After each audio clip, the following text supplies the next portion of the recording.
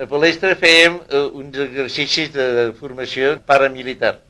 Anàvem, els dies de festa, sortíem per la muntanya, portàvem una mena de bastons o de canyes que figuraven fusells i ens donaven una instrucció militar. Aleshores estàvem enquadrats en unes seccions que teníem uns caps i que més o menys sabíem en un moment donat s'inspiraven què havíem de fer.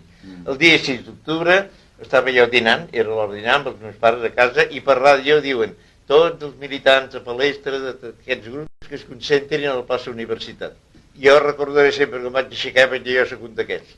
I el drama que va fer la meva mare, perquè la meva mare era molt catòlica, més aviat de dretes, al revés del meu pare, i esclar, fill únic, hi va haver una mena de drama d'aquell. Però havia d'anar i me n'hi vaig.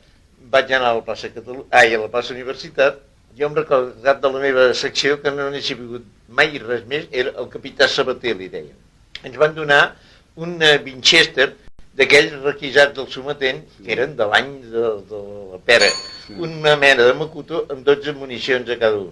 Allà ens van tenir una bona estona, jo era allà en una de les llotges i vam passar la nit i recordo que gairebé va plorar el Batista Roc, va dir, està tot perdut, torneu cap a casa. Al final, allà vaig estar junt amb, molt apilotat, no sabíem què passava, sentíem trets, no vam arribar a sortir a la matinada i cap a casa.